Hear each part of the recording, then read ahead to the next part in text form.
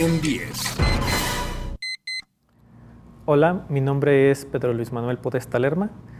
Soy investigador de la Universidad Autónoma de Sinaloa, adscrito a la Facultad de Ciencias Físico-Matemáticas. Actualmente estoy realizando una estancia sabática aquí en el Departamento de Física del CIMBESTAB. Y en esta ocasión les vengo a hablar de un experimento en el que estamos colaborando colegas de la Universidad Autónoma de Sinaloa, de la Universidad Autónoma de México, de Puebla y del CIMBESTAB. Este experimento se llama BEL-2. BEL-2 es un experimento que se encuentra en Tsukuba, Japón. Y este experimento consiste en colisionar un electrón contra un positrón. ¿Sí? Un positrón básicamente es lo mismo que el electrón, nada más que con carga diferente. Entonces lo que hacemos es colisionar un electrón contra un positrón, que es algo más o menos así. Colisionamos uno contra otro y entonces estos producen a su vez un par de partículas que salen de esta forma. Estas partículas pueden ser un par de algo que se llama quarks-Bs o pueden ser algo que se llama leptón-estado. Bueno, ahora, ¿por qué estudiar eso? ¿Cuál es la importancia de estudiar esto y colisionar electrones, que es algo tan pequeño? ¿Sí?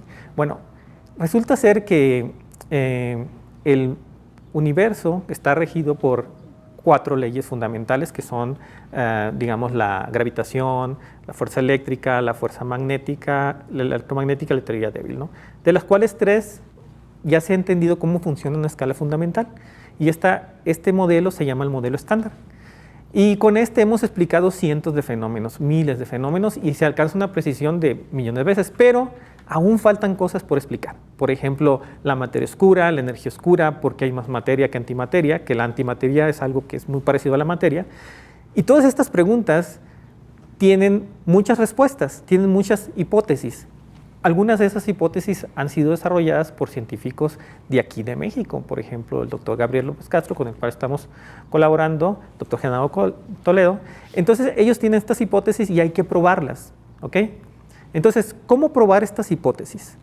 La forma de probar estas hipótesis es utilizando estas colisiones que se realizan a muy altas energías, ¿sí? Ahora, colisionar un electrón contra un positrón es un procedimiento muy difícil.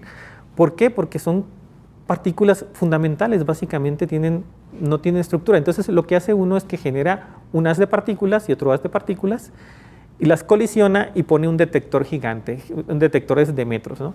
Entonces nosotros en Sinaloa estamos trabajando, por ejemplo, en la parte de cómo estos modelos implementarlos en software y ver la simulación para cuando tengamos los datos, analizarlos y ver cuáles son.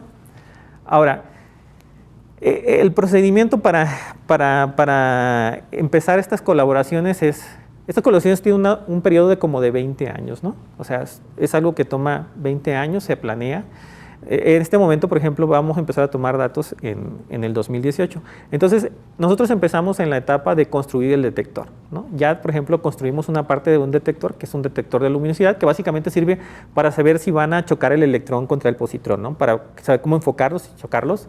Esa es una parte, es un detector que se llama detector de Bregenstrahlung, que lo construimos ese se construyó en la Universidad de Wayne, en la Universidad de Sinaloa y en Puebla, ¿sí? Y entonces, digamos que ya tienes, ¿no? Ya chocaste tu electrón contra tu positrón. La siguiente parte es, pues, estudiarlos, ¿no? Entonces, para estudiarlos hay que simularlos. Para eso lo que se utiliza es software, entonces hay que programar. Esta parte de programación, por ejemplo, la estamos haciendo colegas de CIMBESTAB, la están haciendo colegas de la UNAM y de Puebla, y analizar estas colisiones resulta ser que son eventos que son muy difíciles, ¿no? O sea, son muy poco frecuentes. Entonces lo que necesitas es una cantidad inmensa de datos, ¿sí? Son millones de colisiones. Entonces, esto lo que exige son recursos de cómputo muy grandes.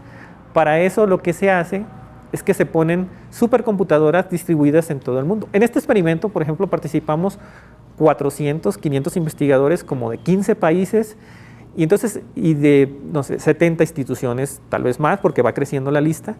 Y cada una de estas instituciones pone recursos de cómputo, pones, digamos, una supercomputadora. Y nosotros instalamos, por ejemplo, una en Sinaloa y tenemos otra aquí en CIMBESTAB.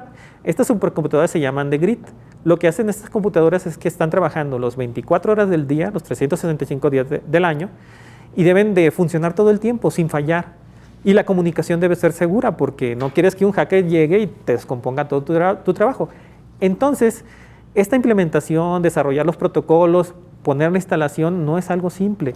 Esto ya lo realizamos en la UAS y lo realizamos en la UNAM, y es parte del trabajo que estamos haciendo, ¿no? ¿Por qué es importante, por ejemplo, cada una de estas etapas? Bueno, la etapa, el construir, por ejemplo, el detector que les decía, del Large Angel Spectral Monitor o LAB-M, ese, por ejemplo, nos ha permitido desarrollar electrónica, que es de manera rápida, nos ha permitido utilizar componentes, desarrollar circuitos, aprender cómo utilizar un sistema DAC que sirve para otras cosas, no solo sirve para ese detector. Por ejemplo, podemos utilizarlo para hacer funcionar un telescopio, para otras cosas localmente en nuestra escuela, ¿no? Los beneficios de esta investigación, bueno, el principal beneficio de investigación a largo plazo es satisfacer la curiosidad de la humanidad. Nosotros como humanos somos curiosos, ¿ok? Entonces, la principal forma es saber cómo funcionamos, o sea, es algo que todo mundo le gusta, ¿no? O sea, si alguno de ustedes tiene redes sociales, lo que le gusta es andar checando y ver qué hizo sus amigos. Bueno, es lo mismo, es satisfacer la curiosidad y saber cómo funciona el universo, cómo funciona la naturaleza. Ese es el objetivo de ciencia básica, es el objetivo fundamental. Se obtienen otros beneficios como pueden ser, por ejemplo, como utilizar supercómputo, cómo hacer detectores, cómo desarrollar electrónica, cómo desarrollar pensamiento. Esos son otros beneficios que son hacia abajo, ¿no? Entonces, en Japón, por ejemplo, ¿qué hacemos en Japón, ¿no? El experimento en Japón, básicamente lo que hay que llegar a hacer es llegar e integrar todo. Hay miles de componentes, entonces uno, por ejemplo, yo cuando llegué, tienes que empezar a interactuar con los demás japoneses, italianos, y ponernos todos de acuerdo, porque bueno, hacer que 400 personas colaboren, trabajen y nos pongamos todos de acuerdo en desarrollar los proyectos, eso es, bueno, es algo complicado, pero lo ordenamos y lo hacemos, ¿no? Hacemos que, por ejemplo, que una parte, cuando llegamos nosotros, por ejemplo, queríamos instalar una línea de corriente de alto voltaje, y entonces, por ejemplo, para instalarla necesitábamos hacer un hoyo en una pared de 2 metros, ¿no? Y entonces queríamos hacer el hoyo en la pared, ¿no? Y eso, por ejemplo, no es tan sencillo porque esa estaba irradiada, entonces fue un procedimiento bastante complicado, pero al final lo pudimos hacer, y eso entre muchas otras cosas. Como investigador mexicano, a mí me gustaría decir y resaltar que este experimento, de hecho, es una actualización, ya corrió antes y generó un premio Nobel. Nosotros esperamos que el impacto sea bastante, que nosotros podamos conocer mucho más allá del modelo estándar. Va a salir un montón de investigaciones. Por ejemplo, podemos resolver qué pasó con la diferencia entre materia y antimateria. Ese es un problema que se va a solucionar. Otro en el que estamos trabajando es física de Taos, en el cual nosotros esperamos medir, por ejemplo, un neutrino de Majorana, el cual no existe. Este neutrino de Majorana, ¿qué es? El neutrino de Majorana, básicamente, las partículas tienen 2 tipos de naturaleza, ¿ok? Una se llama bosones y otra se llama fermiones, ¿ok? Resulta ser que para la mayoría de las partículas fundamentales ya se sabe, pero para los neutrinos de Majorana, como interactúan tan débilmente, así de que, por ejemplo, para que interactúe uno necesitas 1.000.000 de ellos, no se sabe cuál es la naturaleza. Y esa, por ejemplo, nosotros esperamos o proponemos un método para demostrarlo. Si llegamos a saber cuál es la naturaleza del neutrino de Majorana, bueno, o sea, eso es uno de los problemas fundamentales de la física de partículas, ¿no? En general me gustaría invitarlos a que conozcan más de Bell 2. Ahí está el sitio de Bell 2, hay canales en YouTube, pueden buscar en internet, hay videos. En general la física de partículas, hay un montón de información que ustedes pueden buscar, y si no, pueden contactarme. Mi correo es podesta.pedro@uas.edu.mx, o me pueden buscar en Facebook.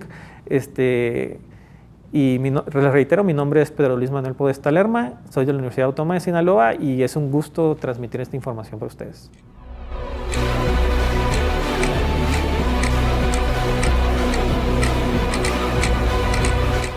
Ciencia en 10.